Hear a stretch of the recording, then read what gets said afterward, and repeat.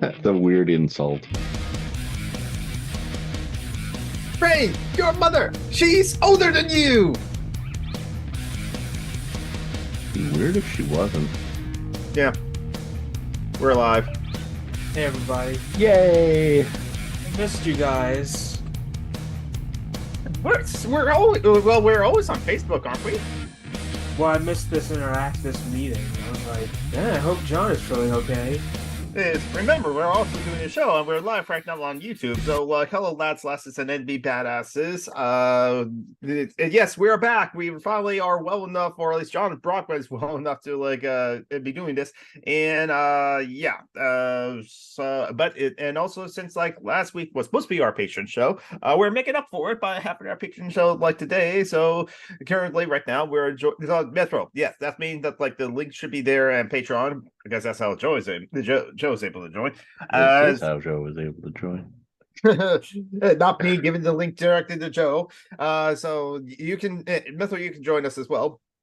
I'm sharing the link right now to the social medias as we're. I don't think it's good enough for a Tumblr as we're. So right now it's me, Summer and a Geek, gonna be stuffing my face with a pizza, and John Brumpin the cat, who's "Are you well enough now?"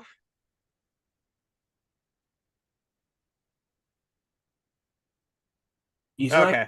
like a computer, John.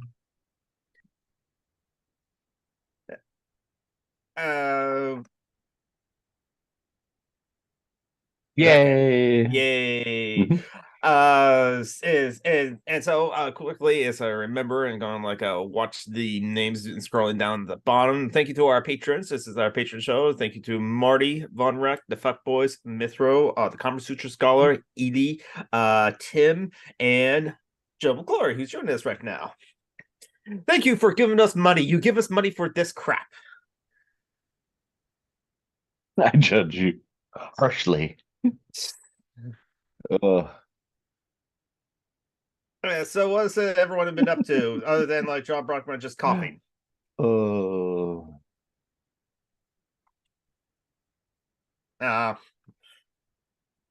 Isaiah, how you been? You've missed us. Yeah. That's kind of what I said when we first started. Like, hey, I miss you guys. I miss all my favorite white people that I can actually talk to. That is actually kind of special because sometimes being able to talk to a black person as a white person is means that that black person trusts you, or you haven't shown yourself enough to be a dick yet. Or I haven't, or the stereotypical racist tropes of us being thuggies and gangbangers doesn't turn people off. Mm-hmm. Well, so what I've been doing? Okay, so yesterday, I actually decided to volunteer at the Christmas Connection, which is like a charity. It's a charity here in Tallahassee where where people donate gifts to people and they gifts. No, that's John Buckman being an asshole. So I volunteer with them. I wrote thank you notes. You should see there's some on Facebook I shared, and I I was doing that, so that was cool. And then last night I watched one of my favorite movies ever. Don't hate me for it.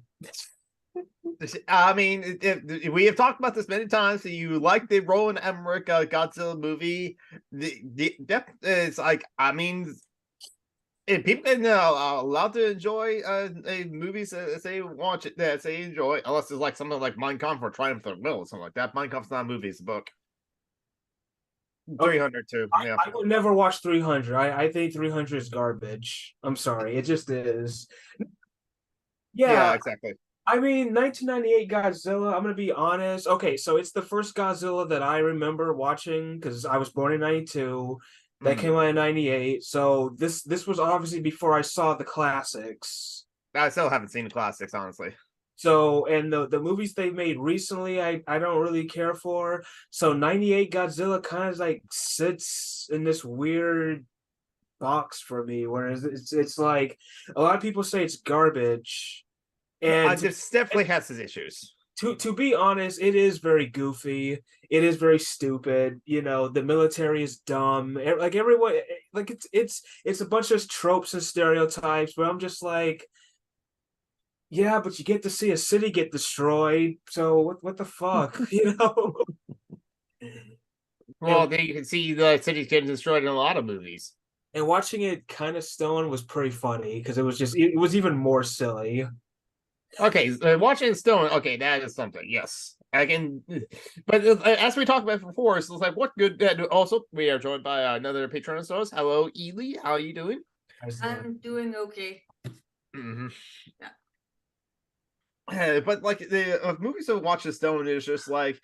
What I guess if you're watching a Stone and just watch it for the spectacle, and then 1998 Godzilla is not that bad of like movie to go with as well too. But like as we talked before, it's like no, you know, some movies that are awesome to watch like Stone or High, something like that. 2001, and Star Trek: The Motion Picture, and like there too. They had to be boring visual movies because I don't think that everyone's going to get high watching Jerry and then enjoy themselves because like that movie of like Gus Van Sant with like Casey Affleck and Matt Damon, where it's just like two guys walking in the desert, and that's the whole movie. It's just I put it this way.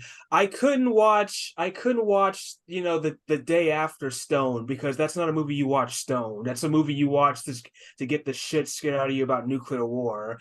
You could watch movies like okay, so you couldn't watch that Stone. You probably couldn't watch Cruel Intentions Stoned either. But not. Why not? but you could watch like maybe like a Christmas, like maybe like Home Alone. You could probably watch Stone just to be like, this movie is stupid. This movie is stupid. Well, according to Steve Shives and what's his name? Jason Harding. Jason, it's dumb, and I agree.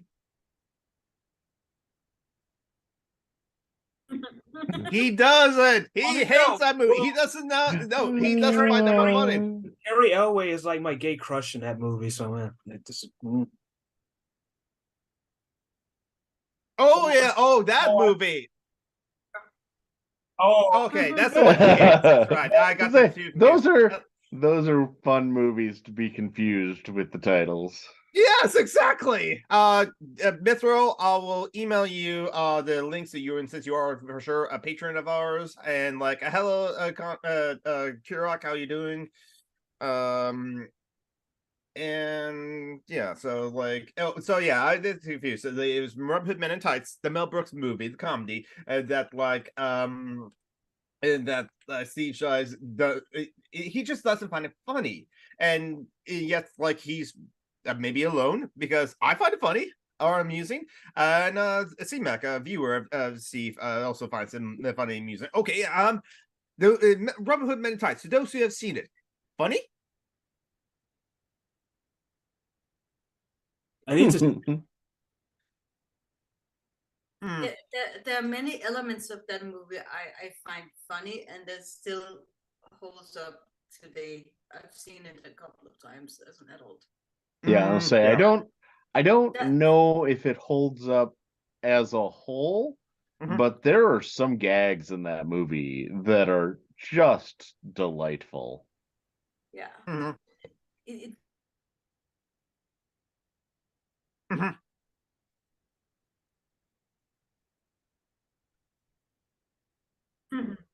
What is everyone's favorite Christmas movie? Because I'm gonna say it's Jingle All the Way.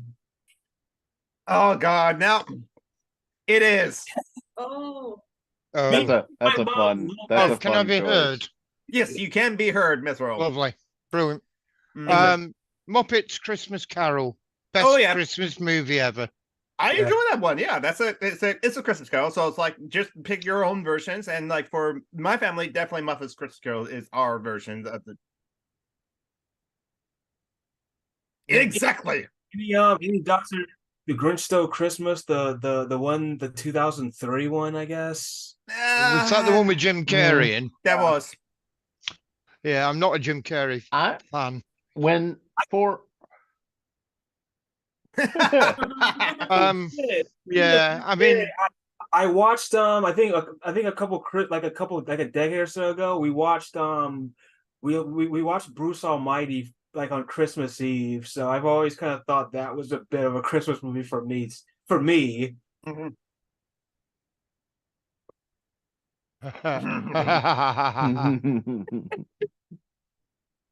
Oh my goodness.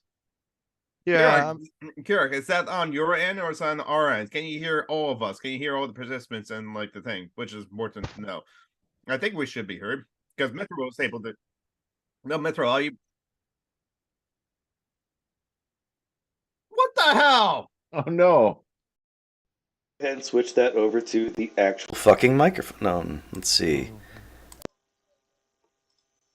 No, they could hear you. They couldn't hear me. Oh, okay. So I was like, Okay. and since you said that you were sick and you're not going to be talking a lot or that much anyway, so that kind of works out. As whereas, to be fair, you haven't said much as well too. So there we go. All right, now they can definitely hear me. Now, I'm sorry about that. You shouldn't want to be able to hear me. Now, Kirok, Man and Moon is an interesting movie. I still have not seen it, and like I actually haven't seen much with Andy Kaufman in it. I know of him and his wrestling career as well too. Man and the Moon is about Andy Kaufman. It stars Jim Carrey. Yeah, I know that. Okay, it sounded like you said that it had Andy Kaufman in it. Really, Sean?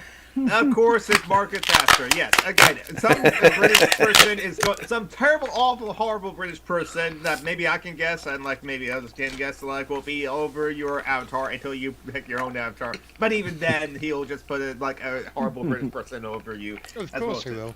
Yeah.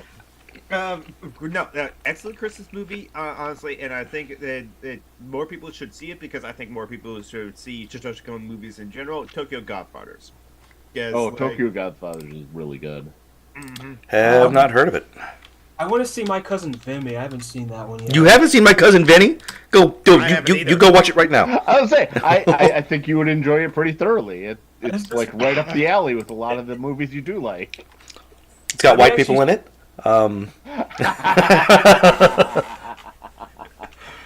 Is that the movie with Macaulay Culkin and John Candy? No, that's Uncle Buck. My Cousin Vinny is the one with Joe Pesci and Ralph Macchio. Oh, yeah. Ralph Macchio and his friend are driving through the South. They get arrested for murder, and they call on Ralph's cousin Vinny, who's a lawyer. And it turns out that it took him 6 tries to pass the bar. Oh my goodness! And he keeps on getting in trouble because he keeps on fucking up with the judge, and it's an accurate law movie, and it's funny as hell. Also stars Marissa Tomei. When you said like who was in it, and you said Ralph Macchio instead of Marissa Tomei, I'm like, why? He's the first person you meet. He's barely a character in that movie. He's the first person you meet. He's doing something. Technically, he is the protagonist. The first person to act. I'm actually watch that tonight after I get done watching Return of the Jedi. So I might. So it's gonna be. That's a good double feature. It pairs well. Jedi, My Cousin Vinny, and then Deep Impact. So it's like it's an HBO night for me, I guess. That goes together like fish and ice cream. Yeah.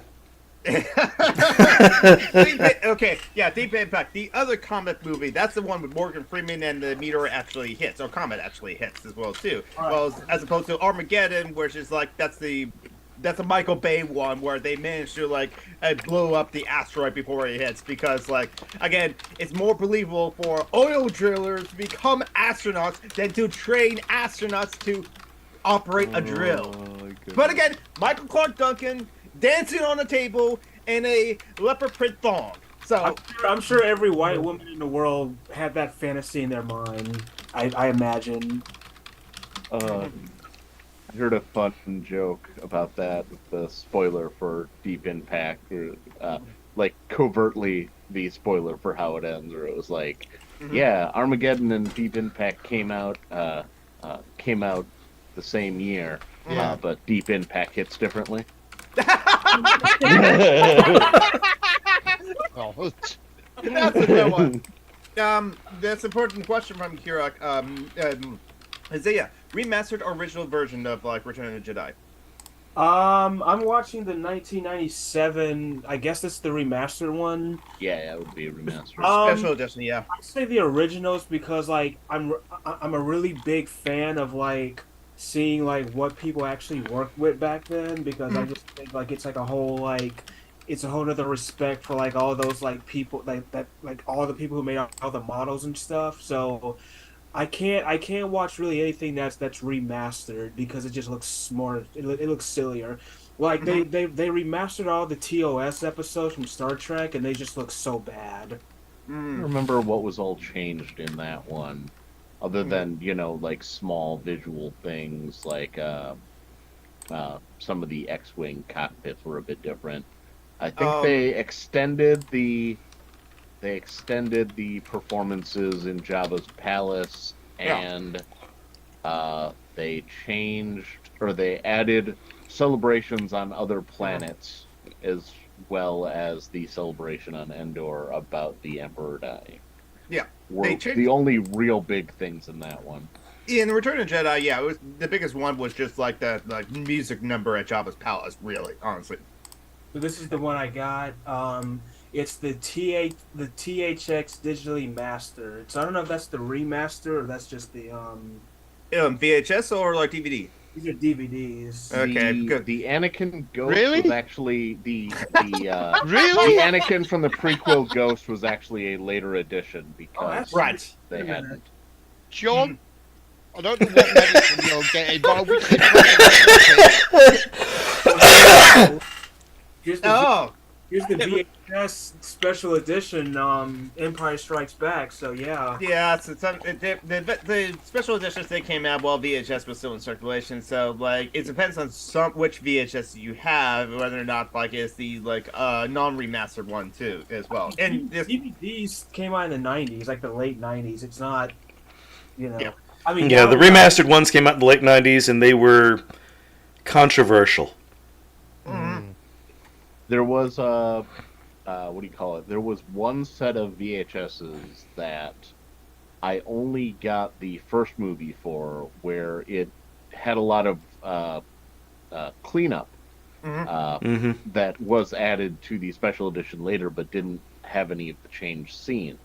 And I'm sad that I did not get all 3 movies of that at that time, because it's like the perfect thing, or a lot of really like it is legitimately a nicer watch. But it's kind of like how the fans made the 4K restoration of like the David. Deer Hunter is a Christmas movie, right? I don't remember. I haven't seen Deer Hunter. And for those who don't know, the awful British person that announced on Metro's face that Metro went, "Really, John? Really?" is Smog. Jacob Rees-Mogg. Jason Rees-Mogg, yeah. Also known as the Haunted Pencil, also known as the MP for the 18th century. He fell asleep in the parliamentary meeting, and then there was like a horrible video of like a person who has cerebral palsy, so it's clearly physically disabled as well. And and Rees-Mogg said to him, "So why didn't you just get a job?" To which the guy said, "I had a job. I'm a social worker, but because your government cut the budget for social work, I got fired. So you're the reason I don't have a job." Yeah, He's not a great person. What Tory in the UK is a great person, Metro? Well, no, none of them, obviously. But I mean, even by the Tories' fairly low standards, he somehow manages to slither under the ground zero bar. I guess when there's ever like the much worse Tories that like end up being MPs or PM, I should say, then like he can be terrible and awful, but yet not the most terrible and awful, so it doesn't always get like the publicity. I suspect he probably is one of the most awful. He's just not as noisy as He's slightly more intelligent than the stupid ones who keep shouting about how awful they actually are. You know. Yeah. I wish I knew the name of a Tory that died in office, because I have a very good joke that I don't know enough about British politics to actually tell. There's one good thing that Tory did, die. Yeah, David. How they ended their career was going to be the way I was going to phrase that, but I don't. I can't. David's right. You remember the Monty Python Upper class twit of the year? Yeah, that's him. That is Rees-Mogg. I guess he's the one that married a lamb. So yeah, but speaking of like politicians or like diplomats or people that are dead, Henry Kissinger's finally dead. Yeah. Yeah, proof positive that only the good die young. I actually bought this wine to celebrate him dying, so I got turned up that night. Rest in piss, colonizer. Colonizer. Well, it's like, okay, he signed off of Woolworth and approved or to tell people how to do the coup d'etat in Chile, the first September 11th, 1973. The Argentina won in 1976. Vietnam, of course, is just like, and he just seems to like, he always just does it to just keep having a job, even though he was paid well enough by a certain point anyway. He just still needs to have a job. You know, it's funny because apparently his family escaped the Nazis, only for him to become a Nazi. Yeah. And to prove. Say what you will about the tenets of National Socialism, they're effective. To prove that satire truly is dead, he was given the Nobel Peace Prize, wasn't he? I mean, Trump was. Well, you kill enough people, eventually there's going to be peace, where there's no longer any living people. Very true. Good point. I mean, he did end a war that would have ended on its own if he hadn't extended it. Yeah. Yeah, the Behind the Bastards has like a 6-part on Henry Kissinger, because of course there will be like 6 parts as where it gets like there's so much to cover about like how terrible that person was and so now I guess like, well, what okay, wait, there are many war criminals that are still alive that like needs to die sooner or later as well. Not saying that by any of our hands. I'm not advocating for its acts of terrorism. No, we are wishing for them to die horribly, as it were. Like, what about Obama and Michelle, Barack and Michelle? Yeah, they're war criminals. Well, Obama is. Obama for sure. Yeah. Biden is too. Yeah, Biden. Yeah. Definitely George W. He's the big one that it has like a. Oh yeah. This should go. And Dick Cheney. Dick Cheney. Oh, Dick Cheney. That's for sure. Yeah. Is there an American president who is a Nope. Nope. Maybe okay. Maybe William Henry Henderson because he only was in office for 30 days. So No, he was a war criminal before he became president. Okay, there you go. See, that's how they do I it. don't know enough about his history because sometimes what gets you. He committed a couple of genocides to become president. Exactly. That makes sense. That's why he was known as Tippecanoe, because of the genocide he committed at Tippecanoe. Hey, you have to remember our country is so fucked up. It's like Jerry Springer tore up from the flow up. So we have to remove ourselves a couple generations where we have a president that's not a complete dipshit. No, I don't think even a couple of generations would do it. Well, I had a short break holiday in the place that the 50% of Americans who don't consider them Irish go to, which is Scotland, of course. Yeah. I don't think it's possible unless, like, the first thing you do as president is abolish the presidency and distribute the power. There is no way, because of the way the United States runs, that you can be a good president. Who can be a good person and be president? No. Yeah, no, virtually impossible. They're probably cheering for being the PM of the UK. Would you say so, Mitchell? Probably similar to the Prime Minister of the UK. Yeah, it's almost impossible there as well. Liz Truss possibly because she was only there for 40 days, and And she of doesn't those 42 days, 30 days were mourning for the Queen. I was Speak say, for your fucking did- self. Did anything get done during that time? Uh, Any policy put forward? no. She attempted to like it. Was J.K. Rowling still alive? She Yes. crashed. She did in the subsequent 12 days or so, though. She did manage to crash the UK economy to make it even worse than it's Oh, okay. been So for the yeah, last 15 years. not great then. Not Darn good. it. She was useless. Her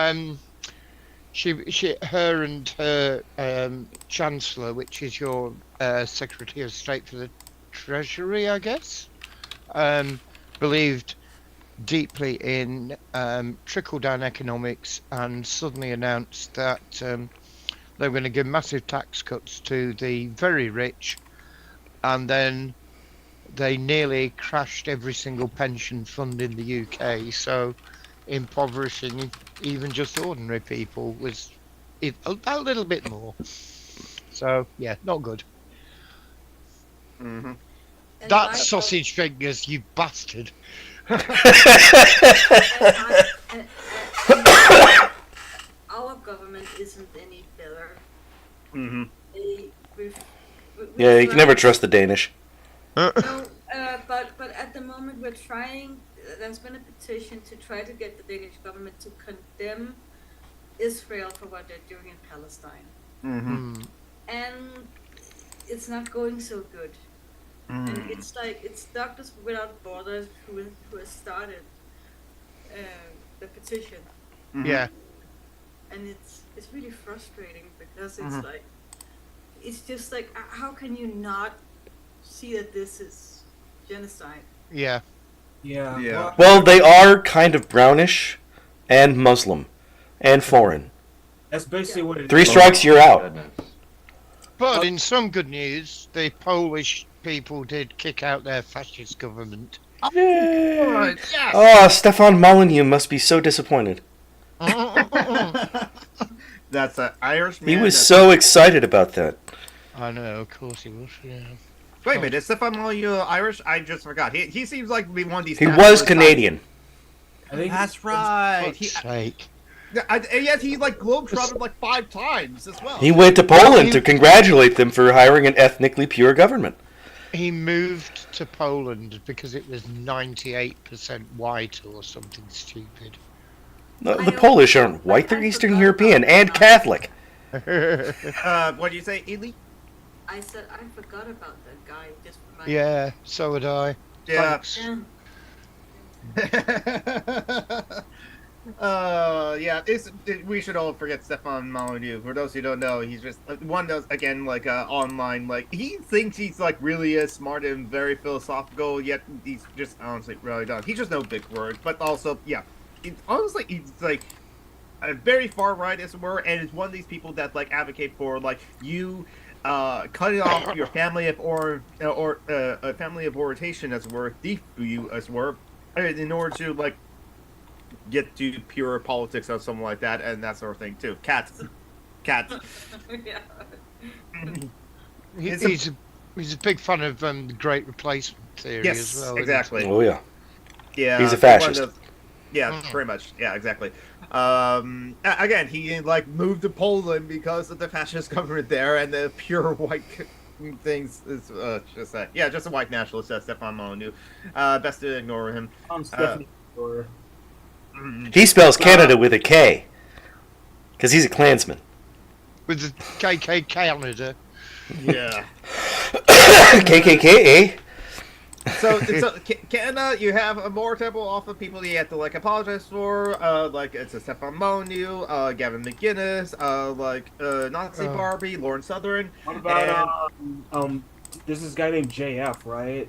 JF Garape or something? Yeah, wasn't he a pedophile or just Yes, abuser? he is. Yeah. Okay. Is that- Oh, And Peterson that as guy. well. It's He's Can like look into.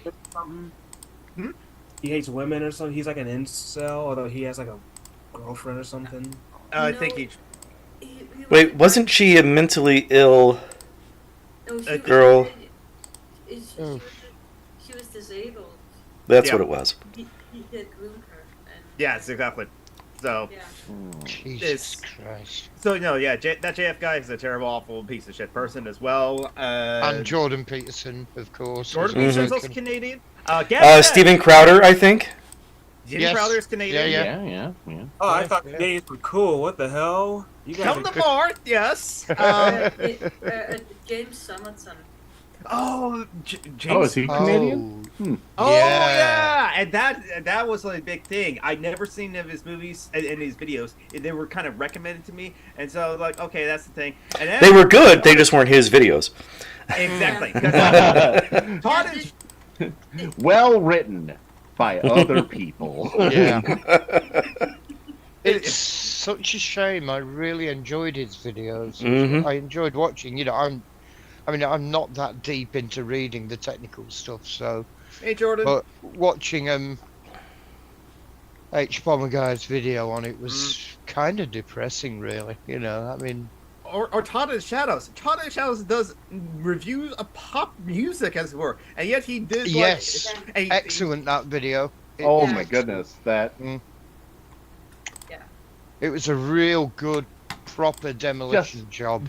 just seeing him like use the same sort of research he does with Yeah, one hit Wonderland or Train Records, yeah, just on a political topic, was just amazing. yeah. Mhm. Like the whole time, like just showing his homework on everything. Oh, so good. And something sad happened, which was the lead singer of the Pogues, Shane McGowan, died as well. Oh. Aw. I was desperately trying to find a Pogues CD to listen to on my way back from Scotland when I was driving back that day, and failed. But Duran British, by the way. yes, Duran Duran were from a bunch of posh boys from Birmingham, which is should be a contradiction in terms, really. Yes, but exactly. Because our friend Kevin Logan's from Birmingham too, and he will Yeah. tell you that like it's not a very posh-like city, as it were. Wow, Yeah. But when I said Duran Mithra, were like you were not in. You were You- not. Okay, no. I'm not.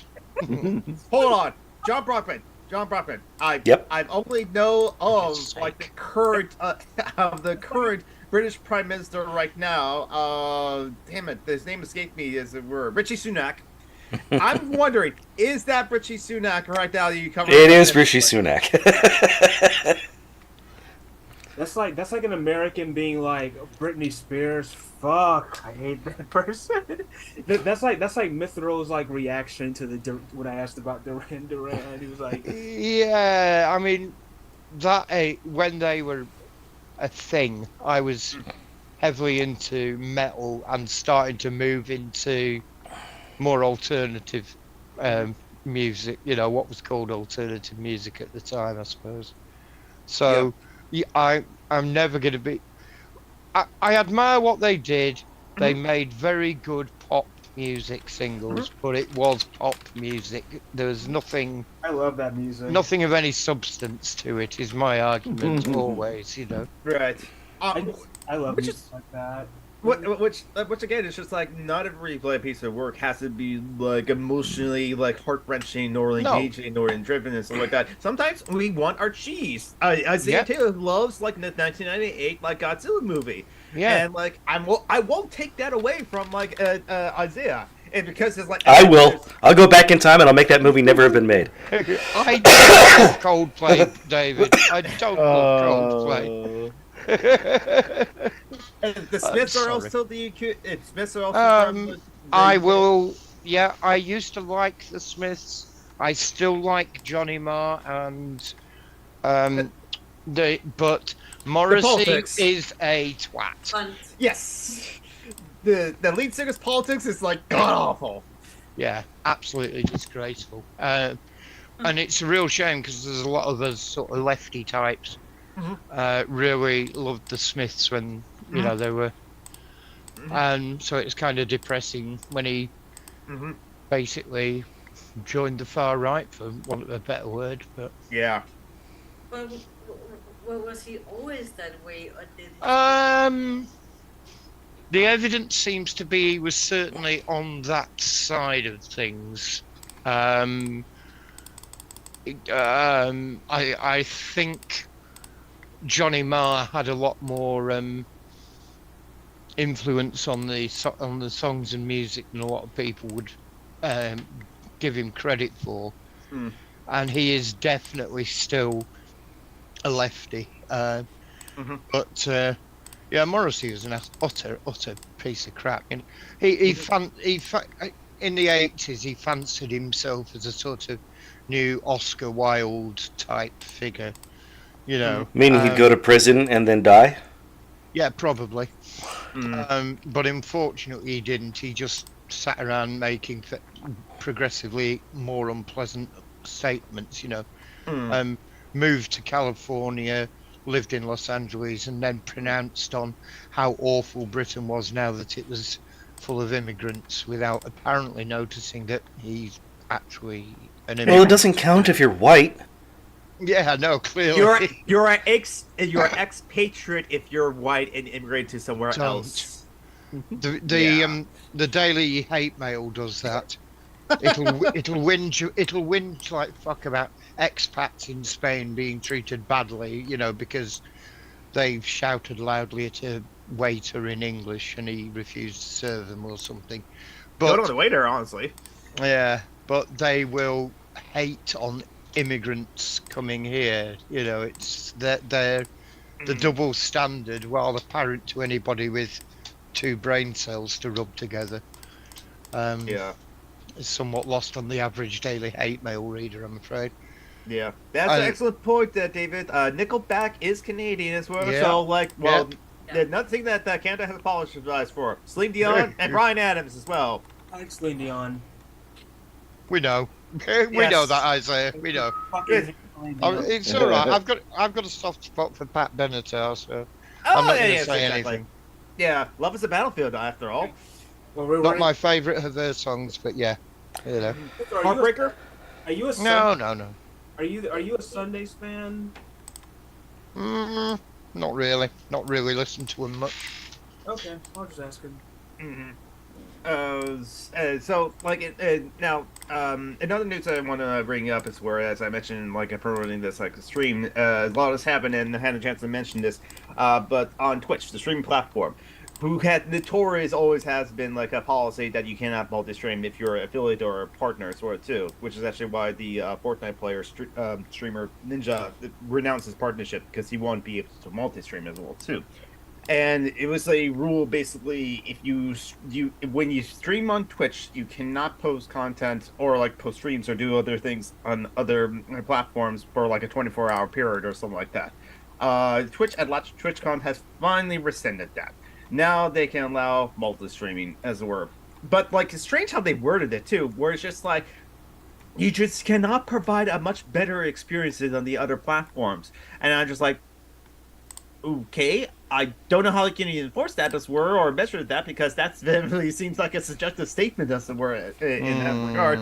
And honestly, I think like so like if I do multi-stream from like streaming on Twitch to like YouTube as well too, it would just be like what Twitch has already done that like makes that like a better viewing experience with like, because Twitch has channel points that like people can redeem channel points and make me go on a rant or like make me or play sound effects, sound alerts on like other things and stuff like that. But like but that's why now you see a lot of like streamers like also streaming to like YouTube as well as like to Twitch, because like now they finally like allow multi-streaming as well. I don't know if I will get around to like a multi-streaming on like if I do, it'd be on YouTube as well, because I just have to like figure out how to like set it up and like have a restream bot set up so that like people in like the Twitch chat can see the messages from the YouTube chat and vice versa. Which actually apparently because our friend Marta Afnafty for like her show The Tea Party, she had that restream bot not only because she was restreaming not only to like Twitch and YouTube but also to Facebook and to Mixer when that was around, but then Mixer then became Facebook streaming, so there's that. And then Periscope, the streaming service on like Twitter. believe it or not, as it were. There were some advantages to that because like you can like in Periscope's like kind of like creator dashboard or something like that, you can then take sections of your Periscope streams and turn them into just their own like Twitter videos as it were, and that was kind of good. Since it's a Twitter video, Twitter's not going to vary that in the algorithm as opposed to like a link to like a Twitch clip or that sort of thing too. So that's like kind of like the big news now, and now is that the multi-stream finally happened, which people were always advocating. So come on, Twitch, just allow streamers to multi-stream as it were, but like make a better experience for like the viewers on like Twitch to like actually compete against others, because like I don't know, it's the whole thing to shut down the competitions from others. It's just the thing. I almost only started streaming on Twitch because it was like much faster to start being monetized to Twitch stream, because you just need like 50 followers. You stream a certain amount of hours, which is easily to do, and then you need at least an average of 3 viewers in a 30-day period as well too, which is for some people it's the hardest to get. But like it's easier to be able to get monetized on Twitch as opposed to like YouTube. YouTube has kind of changed the rules now. I have to look into them, but like. Yeah, I thought that was interesting to like mention. But like also what has happened recently on Twitch, did anyone notice that like for like a day or two that like Twitch was allowing nudity? No. Really? I heard that there were I've heard talk of it. I know of this. Yes. I didn't happen to be able to like go on Twitch in that short period, but yeah, I know of this saga. Okay, but because this has been a long-standing thing, it's like and let's say, don't worry, I'll let you talk. This has been a long-standing thing. It's just like, well, titty streamers as well. Just basically just hot chicks being hot chicks on Twitch and like doing just chatting or like doing some other things as well, and a whole section of like terrible awful people like incels or other themes like complaining that like, oh, this big titty streamer is taking views away from me. It's like, no, if they want to watch like a hot girl, do whatever. They'll watch a hot girl, do whatever. Just because like they're getting more views than you playing Fortnite doesn't mean that those people they want to watch you play Fortnite as well too. If they want to watch a hot chick, they'll just watch a hot chick and whatever is on. They have to be on Twitch or something like that. So they'll hate it, but then they'll go into the bathroom and jerk off for it. Oh yeah, the people have pointed out that kind of shit on Twitter as well, as I've seen. So there were some rule changes like years ago, like when I started watching Twitch, like in 2020, that happened because like now the streamer is basically responsible, even if like it's their participants or their guests that are like doing something, is where the streamer is responsible for that sort of thing too. And they were kind of cracking down on like certain like emotes or something like that. But then, like, at the same time, they were still, like, bikini streamers and, like, or hot girl streamers. And finally, they did make their own section, as it were, of hot tubs, pools, and, like, saunas, as it were, too. On Kick, the Nazi Twitch, it's hot tubs, pools, and bikinis. So it's kind of like, honestly, just wearing a bikini, so as long as there's no nudity, it's perfectly fine to do that within Twitch US. Because, like, we've been to beaches, haven't we? So like, it's not that risque, honestly. And it's like, if they want to do that, it's up to them. Again, sex work is work, and like we're for that and for like that kind of thing too. But what has happened recently? Apparently, the new Twitch meta is that like there have been like females or women females. Yeah, they were streaming topless. It's basically above here. At most, you get top boob. That's it. No nipples, and that's it. But apparently the people are complaining.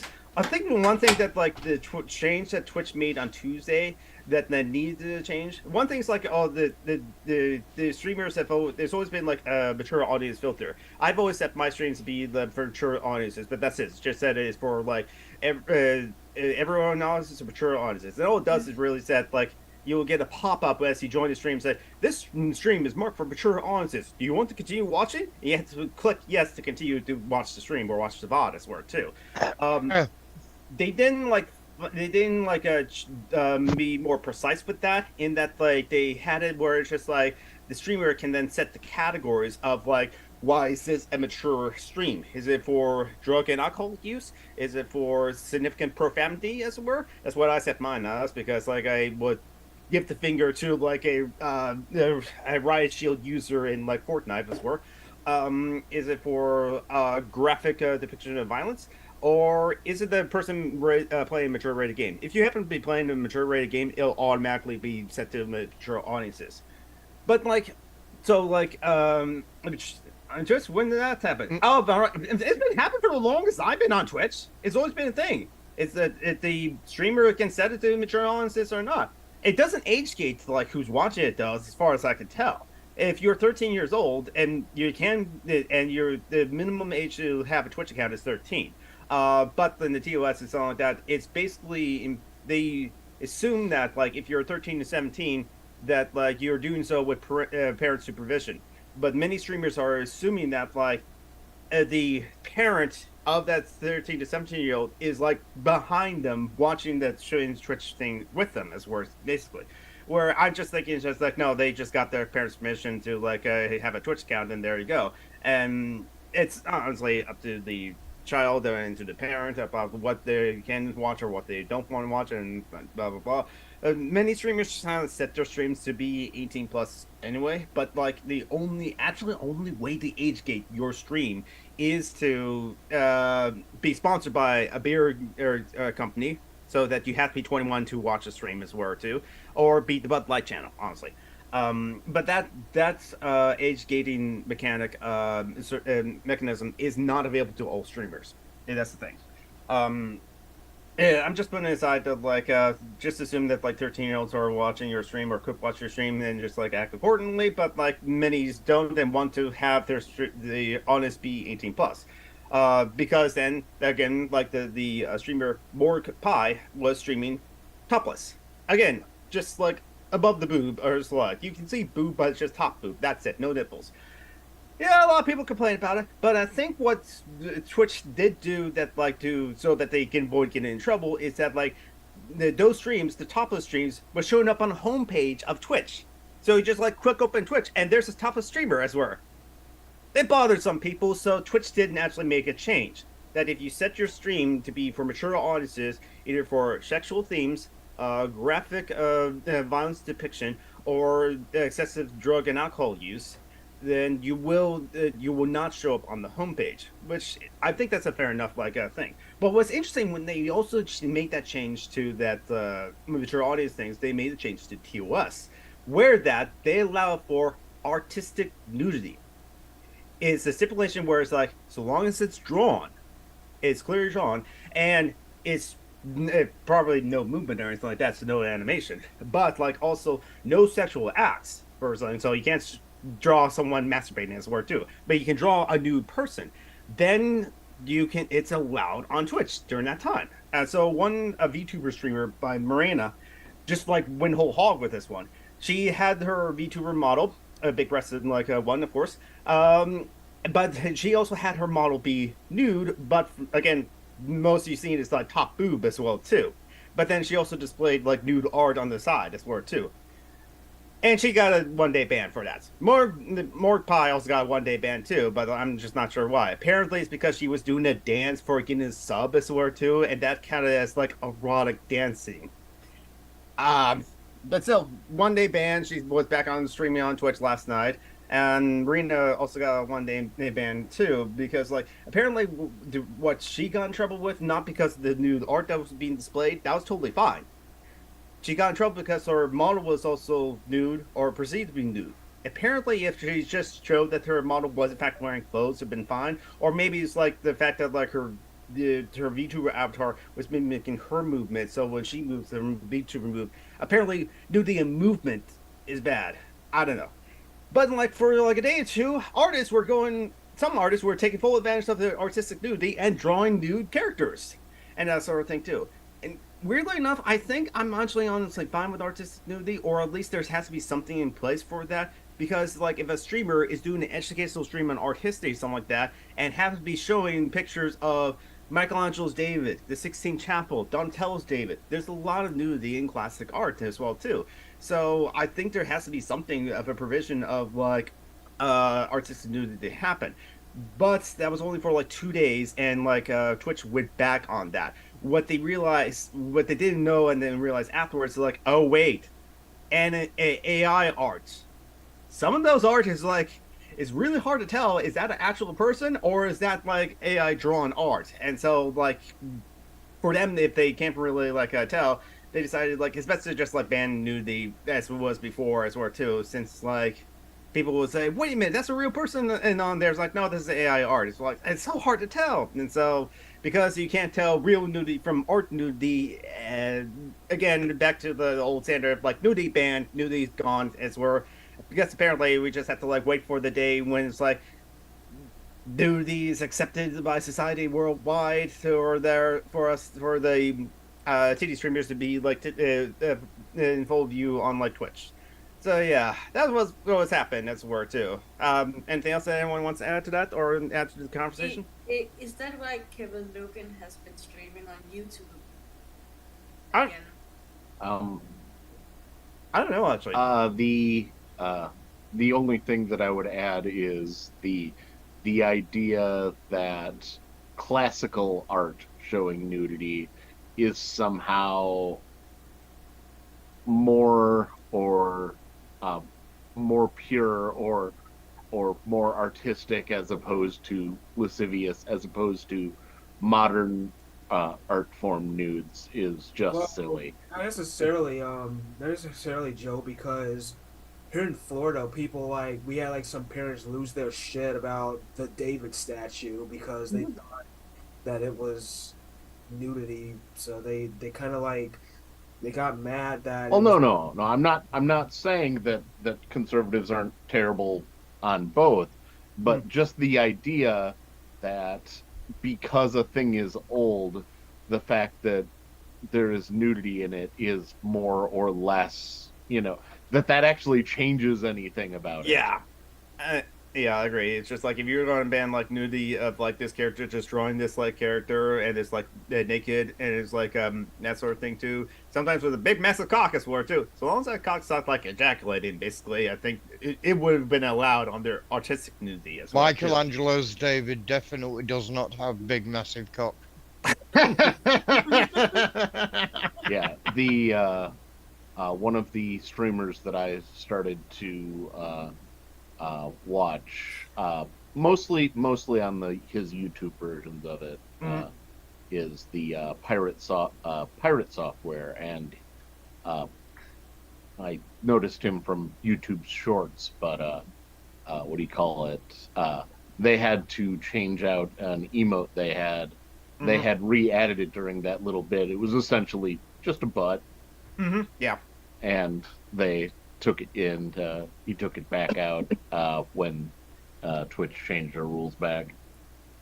Yeah, it's just like it's almost kind of like almost like a whiplash as well too, because for whatever reason, like there's a lot of people that want to stream onto Twitch, very powerful because it's a big platform, but they don't want to stream to like fancies or OnlyFans because like it's not a explicitly sexual or sex oriented or porn oriented, lewd oriented like stream, but they still want to be like lewd on like Twitch and just don't want to worry about like teenagers happen to be watching.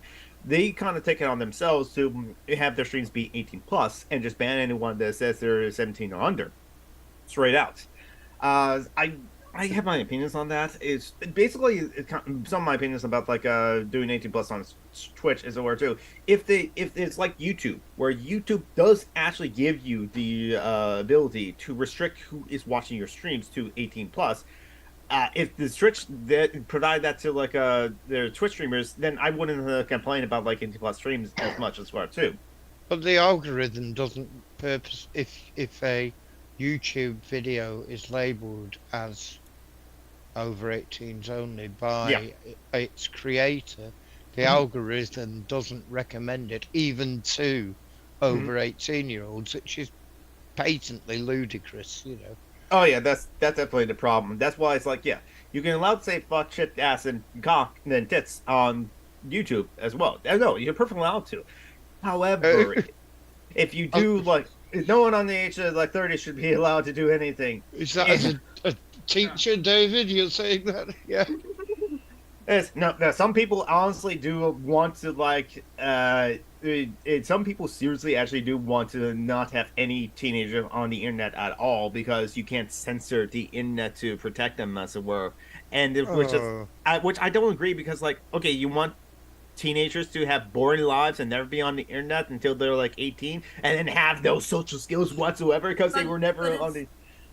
It's also funny because I grew up in a culture where it's a lot less sort of nudity is not sexualized in the same way as it is in the US. And children seeing nudity is also not considered as much of a problem, or talk about sexuality is not really stigmatized for children as much as it is in But the we're US. we're still Christians over here, so Puritans too. Yeah, but Well, I'm a Christian. but I have seen just from when I was a child until now, my society in Denmark has become a lot more sort of prudish than it used to be, and it is actually kind of annoying because it's like it's just like I don't think it's necessarily harmful for a teenager to see a nude body. It's not, and I don't Yeah. know. Fucking stupid. Humans are dumb. Yeah, it's not. And nudity is not always sexual. And if it is, then that's on that person. That's not on society as a whole. Yeah. I mean, I've always been really bothered with people. See, these are people who get all up in arms about trans people talking to kids or something, but they'll do nothing about like toddlers and beauty pageants. That shit always is fucking freaky. Or just people breastfeeding in public. Yeah. Yeah. And it's just like that shouldn't be a problem people have had because it's just children getting food. Yeah. Yeah. Yeah. Completely agree. Back in the 70s, when my dad got a sabbatical in Copenhagen, we went there, and he was amazed to discover that in the people's house who we were renting, in the loft, there was a sort of miniature cinema with a Cine 8 projector and a huge stock of adult films there for the owner's viewing pleasure, and he was absolutely amazed by it. And it was just like, no, it's just what happens in Denmark. Yeah, but that was also a few years after porn in Denmark got liberated. My grandfather was actually a person who used to read like raunchy books and say this book can be published and this book cannot be published. Oh, right. Oh, he was a censor. Yeah, he was a censor. Oh, so cool. So we had a ton of like porn books lying about. Good for you. Yeah. Yeah. But it has become a lot more prudish again, which is a bit of a pity, I think, because I it agree. does sort of creates, I think, a lot of sort of Culture. Yeah. yeah. Really, isn't it? It's regressive behaviour. It's not acting like grown-ups, and being unwilling to act like a grown-up about stuff like that. I couldn't care less. Right. Yeah. Not my field of interest. I'm not interested. Go ahead, do whatever the hell you want. Just don't hurt anybody. That's all I'm asking for. Yep, and do it consensually as well too. I had a point. See, that's it. You had your hand up. You can go ahead and say what you wanted to say. I was gonna ask, what is everyone's favorite Christmas song? Because I have mine. Oof. I just it's. I have to say I like All I Want for Christmas Is You. Oh my God, Ellie, we're on the same page because I actually just shared it in the chat. That's my favorite Christmas song. Yeah. I think Detachable Penis. That's not a Christmas song, though. I don't consider it really a Christmas song, but Fairy Tale of New York by the Pogues Oh, yeah. with Kirsty MacColl is probably. Let's see. Maybe Kidnap the Santa Claus by Korn? That cover of it? Oh, yeah. Because honestly, I don't know. My favorite Christmas song is Jingle Bell Rock. That's a good one. Halls and Notes is Jingle Bell Rocks. That's a solid one. Yeah, I'll have to go with that one. I have to yeah, I know. I have to really think about what was my favorite one. So because I don't, because honestly, I just. It's like the classic thing is just like, oh God, it's December, or it's like it's just after Thanksgiving, or maybe it's November. The Christmas music has started playing at the grocery stores. When I was at this hotel at the end of November, they were already playing the out of copyright Christmas tunes. And if I ever hear "All I Want for Christmas Is My Two Front Teeth" again, I will go on a murderous rampage. I don't like that one, but I am kind of amused by I Want a Hippopotamus for Christmas. Oh, yeah. Oh, that's cool. Yeah, no, that one's fun. Chubby Chaser. Honestly, it feels like a joke answer, but just because it goes so far the other way, I do kind of really like Weird Al's "The Night Santa Went Crazy." That's a good one, honestly. Yeah. I also like his other Christmas song is "Christmas at Ground Zero" personally too. But no, I think the Night Santa Went Crazy is like better. Is because and then other than that, let's see. I will because Isaiah is about to hit us with some 80s cheese Christmas songs, so it'll be Wham or Okay. something god awful like that. Well, in that case, who sung the song "This Christmas I Gave You My"? That Heart"? was Wham. Jesus Okay, God. yeah. I can't believe I predicted that. Simply having a wonderful Christmas I actually like time. that one. Simply having a wonderful Christmas time. See, you go to England and then you just sing those words over and over again. Eventually, everyone will go insane and overthrow the king. Were you a John? I'm about to say John Legend. No, John Lennon. There was that Christmas song he said. So this is. It's. Yeah. So this is Christmas, yeah. Yeah. There was one I don't know whether it made any impression in the US at all, but there was a song by a guy called Jonah Louie called "Stop the Cavalry," which was a Christmas song, but an anti-war Christmas song, which was rather cool.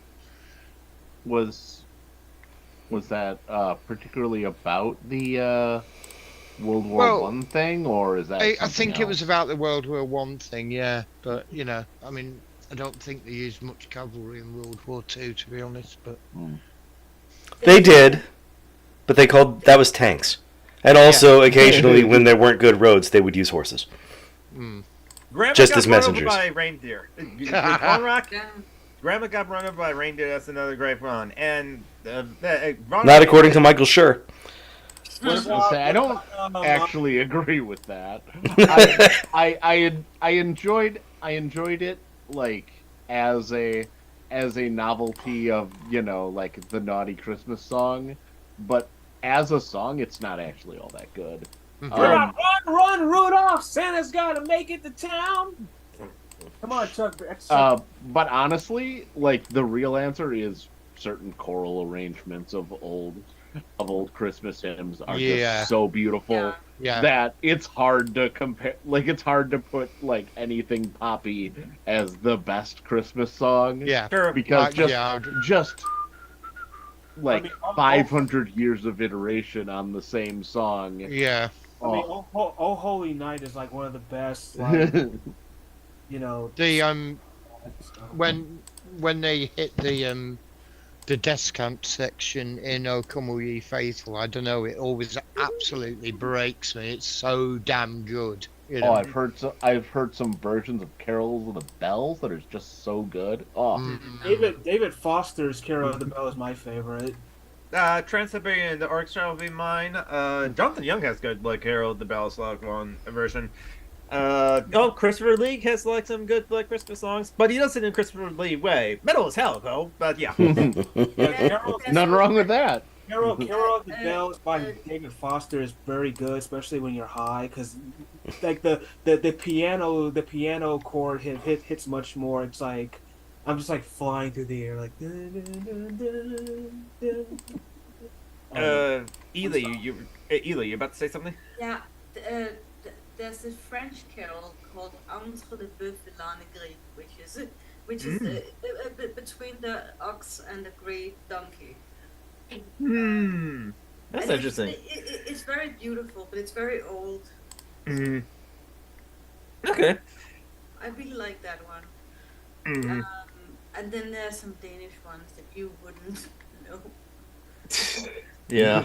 But there's a novelty Danish Christmas song that I really like, and it's about two mice who fall down in a bucket of milk.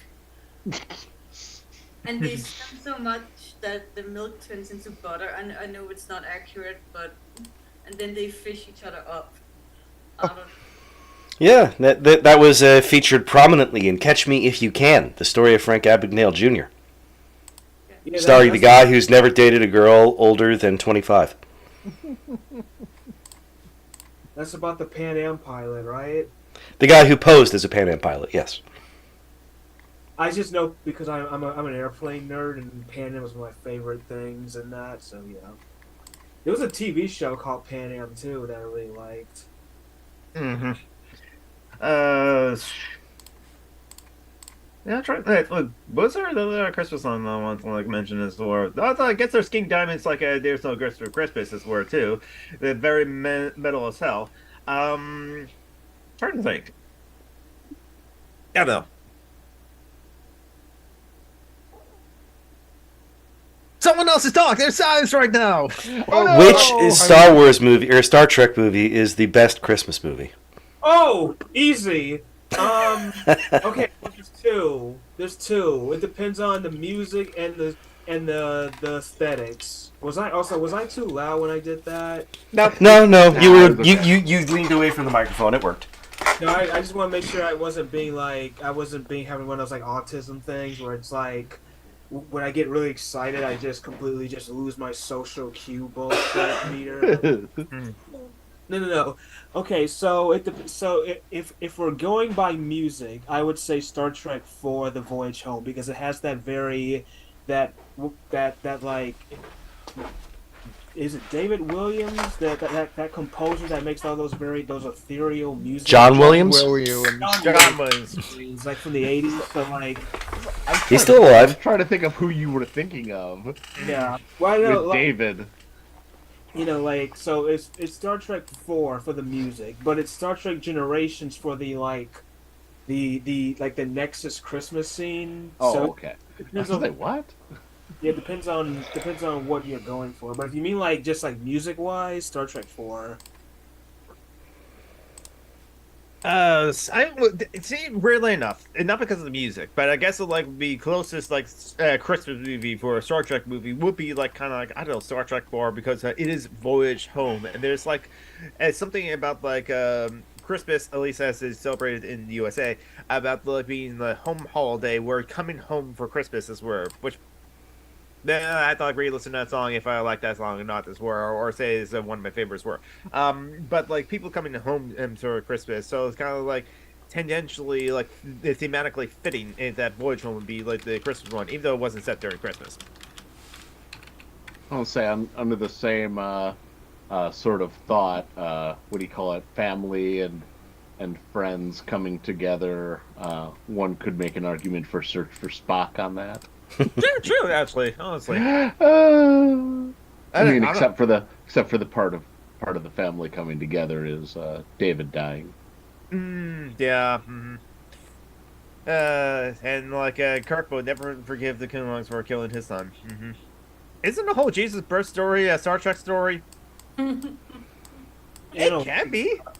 Although, funny enough, I felt like Star Wars was more of like Star Wars was like, had definitely like some like motifs about the fall of man or something. Like Anakin, so like I guess Anakin was well Darth Vader, but like there's definitely like a lot of like Christian motifs in Star Wars. I can see that. Yeah. What do you call it? I've always, even though it's not a great fit, I've always associated Empire with Christmas.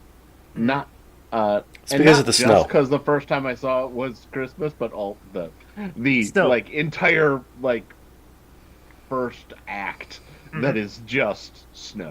Yeah, Hoth being the Yeah. ice planets were. Yeah. I can see and that. and Yeah. like watching the snow beast like back to back with the Rankin Bass Christmas stuff, you just created a forever association. I'm gonna be honest. I think Star Wars, It's all the same. Star Wars Empire. They made Darth Vader much more intimidating than they did in like New Hope. Because like in New Hope, he's kind of like cartoonish, but in like Empire, he is like scary as scary can be. Mhm. And also, he has that huge like Superstar Destroyer. That was Mhm. like wow. Mhm. You just want a Star Destroyer, don't you, Isaiah? Yes, I do. But Uh. you should build it better so you can't just shoot it down with a single shot in one place. Yes. Although No, that's a Death Star. The Star Destroyer is the triangle ship. Oh yeah, okay, yeah. Yes. But in Return of the Jedi, they also they do that with this. It's like this big imposing battleship. They're like The Superstar Destroyer. one I'll say shot, it crashes into the Death Star. Well, What? I mean, You- they had taken out the shields first, and as much as it makes sense to have your bridge in a contained area when you have screens, like there is something intimidating about the silhouette of the overarching bridge. Oh yeah, absolutely. Yeah, especially since they're like fastest organization saying, "I'm watching over you." I'm Yeah, ruling yeah, over you." exactly. Like which I of them- understand, especially considering what do you call it?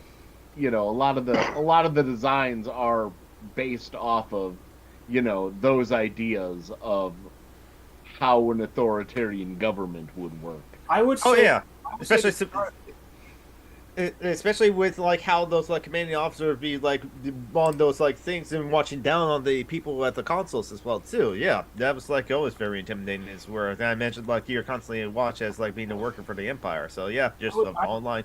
I would say like the designs of the Star Destroyers definitely came from like the battleships of Nazi Germany, like those like the Bismarck. I can definitely see like a lot of like imagery of like it's a capital ship, so it has that intimidating like look to it.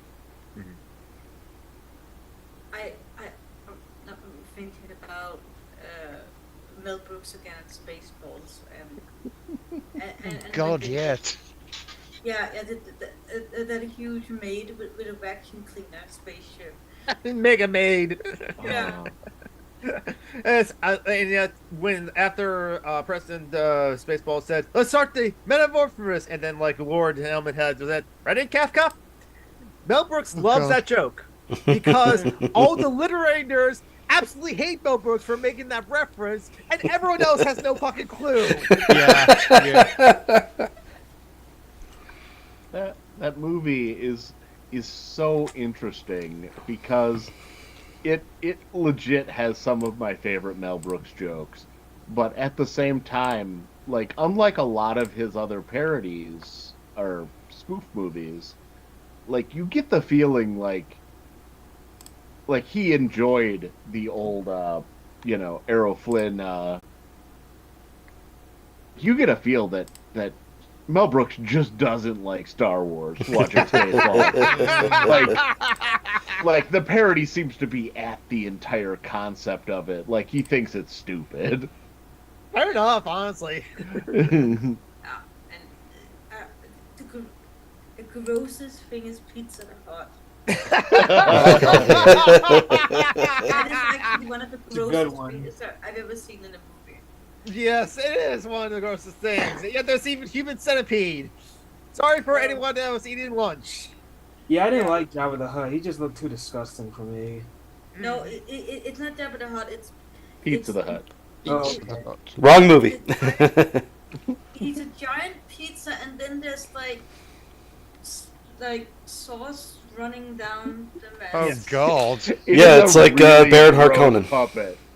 Yeah, It's it just looks. It's just disgusting. It's like ranch or something else. oh Yeah. What is ranch sauce, by the way? I meant to ask. Mayonnaise with pepper. Yeah, pretty much. wait, that sounds like sometimes a bit of dill. that sounds like an awesome buddy cop race film. Mayonnaise with pepper. See, ranch dressing is a savory, creamy American salad dressing usually made from buttermilk, salt, garlic, onion, mustard, herbs, and spices mixed into a sauce based on mayonnaise or another oil emulsion. I was kidding about the mayonnaise. It is not most of your like industrial made kind of, the mass. It's not actually mayonnaise. It's another oil emulsion. But if you are homemaking ranch sauce, you usually use mayonnaise. Well, Leave it to America to put mayonnaise on a salad. in the UK, for sure, I would suspect it's the same in the States. You can't buy real mayonnaise because you can't Uncooked put eggs. raw egg. You can't use it's the raw eggs thing, isn't it? Yep. Yeah, probably. Yeah. Eggs have to be like pasteurized as well. You like No, they have some to be people cooked. want- You don't pasteurize eggs. Sorry, yeah. That was thinking of milk because like some people want to like drink raw milk because to They're them, stupid. senators- I agree, they're stupid. Which is why the places that do actually happen to sell raw milk have big effing warnings, FDA warnings on them that you could get viruses, could get bacteria or like other things from this milk as well. So it's like, I had an argument on TikTok because I had said, please don't feed your children raw egg. And someone had said, don't tell parents what to do with their children. I mean, you're telling them not to kill their children, so Yeah. it's to the point where, what do you call it? With raw milk, Yeah. after pasteurization, within 30 years, life expectancy rose about 20 years. Well, they pretty well That's how eradicated. big. That's how much the effect of pasteurization. Yeah, they eradicated tuberculosis through doing it, didn't they? I mean, Yeah. mostly. Wasn't polio also spread by raw milk? Maybe. Probably not. maybe. Yeah. But Because it's only found in humans. yeah. So I don't think so. Yeah, but there was this huge sort of in Denmark there was this, I don't remember what it was, but it was a specific disease that was spread by raw milk, and once they started pasteurizing the milk, I think Mithril just said it. Tuberculosis. yeah, which is but it's just I think it was I don't know why I associate with polio, but there was a huge epidemic of polio in Denmark in the 50s where so many children got sick and injured. And that's actually why we have disability rights in Denmark. Yeah. Like, okay, yeah. My former manager really desperately wanted like raw milk as well and be able to drink raw milk. Because I forget why he says it's better. I honestly forgot why, but it's just like more pure, I guess. I don't know if he actually said that. The more stuff you do to things, the more they're not the natural or stuff organic. Cow. Suck a cow. Yeah. So Yeah, this is kind of when I realized that, like, okay, it's not used to talking to, like, my manager about certain things as well, too. Because I wanted to say, well, here's the 10 reasons why you shouldn't drink raw milk. And he said, that's from the FDA. You expect me to trust that? Yeah. Okay! No When I was conversations about that with my former manager. Who? when I was young, we went to a holiday let in Anglesey, which is a little island off the coast of Wales. It's really nice, and because we were staying in a farmhouse, they served us breakfast in the morning, and to put on our cereal, we had milk that had come straight out the cow, and it was still warm. It was so fresh. It was amazing. I don't say there's a chance it legitimately tastes better. But Yeah, because it's got all that spicy botulism. it's not. The Like, botulinum. I don't know. I've never felt the need to try it. Like I've Okay, never. I just looked the polio raw milk up, and there seems to be a correlation between the two things. Although that might just be that we started pasteurizing it around the same time we invented the polio vaccine. Yeah, Could be. but it does sort of, but that there was an outbreak in my country specifically that was correlated to people drinking raw milk. So That makes sense. And again, people started drinking raw milk at the same time they stopped doing vaccinations.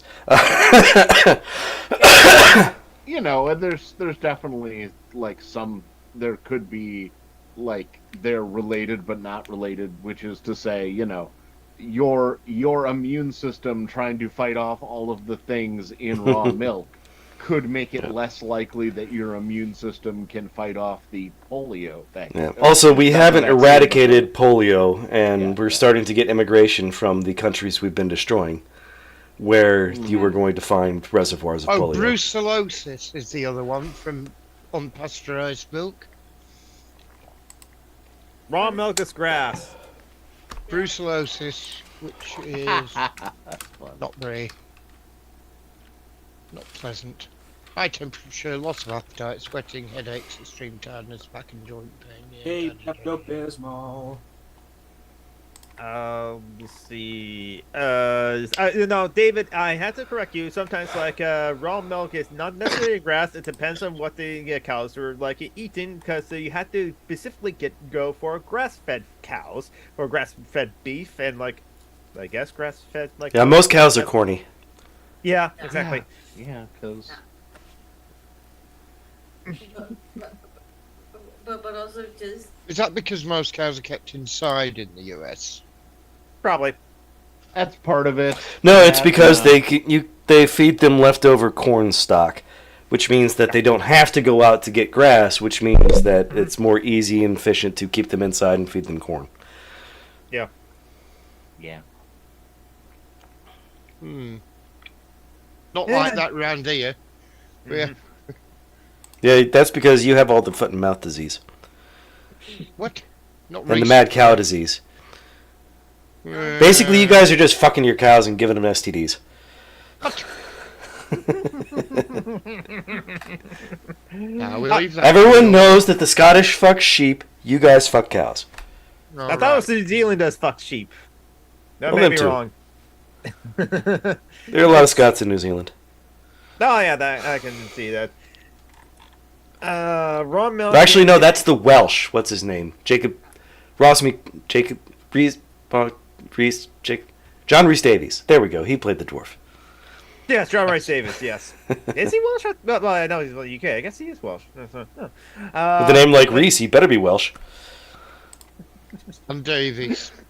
And Davies. Davies. Yeah. That makes Sounded sense. like a commercial read with a name like Reed. You better be well. Oh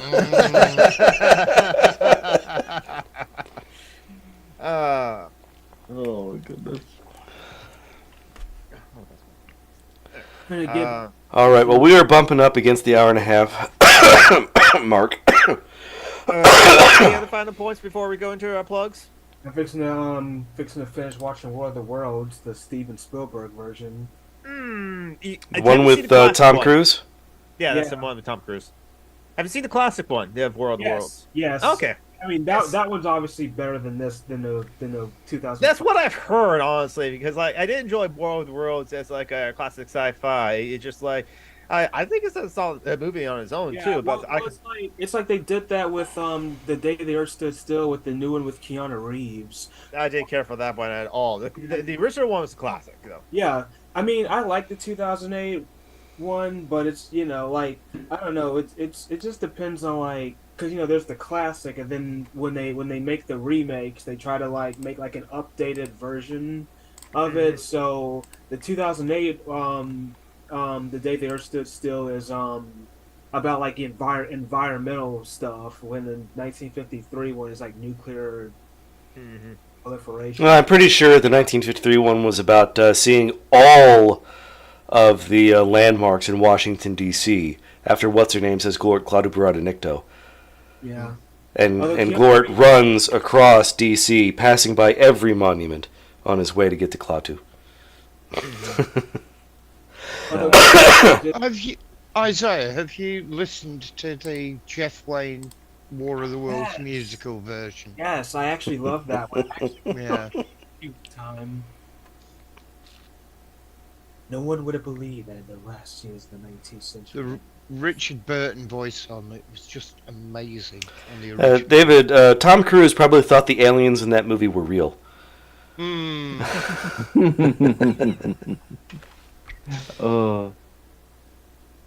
crazy. Yeah, Tom Cruise is like definitely something. Tom Cruise is Tom Cruise crazy. Just be glad it's him, not you.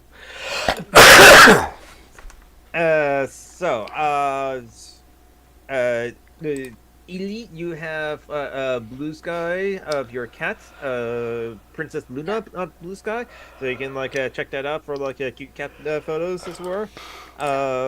Anything else you want for notes? No. Okay. Joe, Mithril, anything to want to promote?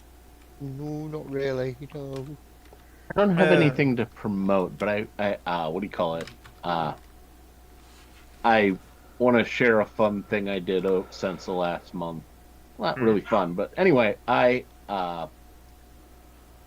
changed policy at work, like somehow for the whole hospital, even though it was just a complaint I made to my boss about a procedure that was going on for our reports for shift change. But from time to time, we get a patient who is who's transgender, and during the report, they would like go over what a person's preferred pronouns were, and I had noticed that sometimes when they were given the report, they would do that and then immediately start using the wrong pronouns afterward. And I said, just to my boss, like, it might be a better policy just, to keep that uniform. That way, people don't have the wrong pronoun in their mindset when they're interacting with the patients. And, being misgendered is definitely a thing that can trigger things like self-harm or aggression. So, it just makes sense to, like, be consistent. And that actually ended up being a policy for the whole hospital because of that. Yay. Nice. So there we go. It's inclusivity. And also, like, please give money to, like, if you can afford to do so, to either to Joanna or Phoenix or Joey Final Lame Deer. I think Joey Final Lame Deer probably the most in need, but also needs the most in the time I found her. Well, it's like Phoenix and like Joanna always like needs money as well, so it's like it's kind of tough to be able to give everyone the money that they need, especially when you're limited on resources. But do the best you can, or share those links around on the social medias as best you can as well. Bump and boost the single boost that people are doing so. I say telling you I have like 2 YouTube channels. This were Sinister Intelligence and the Autistic Modeling Society. Yes, and for the Autistic Modeling Society, my next couple of videos. Excuse me. My next couple of videos is I'm going to be building a space station. So I want to put YouTube videos on how I'm going to do that. Nice. You also have your Instagram, or you post photos of like those models and like your cosplay as well on the Isaiah Terror 60. So check that out on Instagram, Isaiah Terror 60. And I'm Summer Geek, Summer Geek on like Twitter, Blue Sky, co-host, Tumblr, YouTube. I haven't posted. It's probably been a year since I posted a video on YouTube, but like all my old videos are up there as well too. Twitch, I'm gonna probably like start streaming like right after I get this call. I mean, streaming on Twitch, gonna be playing some Fortnite since there's now Fortnite is not just a game, it's a platform, because there's Fortnite Battle Royale, Fortnite Racing, Lego Fortnite, and Fortnite Festival. And they're probably gonna add Fortnite Fall Guys, since like Epic Games actually owns the studio that makes Fall Guys. So might as well just put it all in the same place, as we're honestly Fortnite did honestly see themselves as a platform than a game, as we're ever since the Marshmallow concert. Anyway, but that's what I'm going to do on Twitch. And John Brockman, you're part of another podcast, aren't you? Dungeons and Debacles. We may even record tonight. Who knows? One quick question about the programming. Next Sunday is the 24th, Christmas Eve. Are we going to actually do a show there, or are we just going to skip it and like go for New Year's as the next episode? Skip it. Yeah, let's like just no. So I'm fine with that, even though I'm not doing anything Christmas Eve. It's just like it's Christmas fucking Eve. We're gonna spend time with like our family members anyway, something like that. Everyone's gonna be like off this. So probably no show on Christmas Eve next Sunday. But Sunday afterwards is New Year's Eve. Who the fuck cares about New Year's Eve, honestly? Hey, Young people, because they get to drink. I'm saying. That's probably it. During the day, not a whole lot of people. Some people like to do stuff around midnight. So like New Year's Eve will be the next Just the Alchemy show, and also that's when like Steve Shine is also going to have this like Patreon and members hangout as well too. But yep, that's it, everyone. Thank you, Vonrock, for like showing up in the chat and like coming here. It's nice to see you around as well. Thank you to David and Kirok, and thank you, Joe. Thank you, Ellie. Thank you for coming on. And all that's left to be said is like take care of yourselves. Don't practice self-care. Hydrate. Take your medications and take care of yourselves. Everyone, is a fucked up world out there.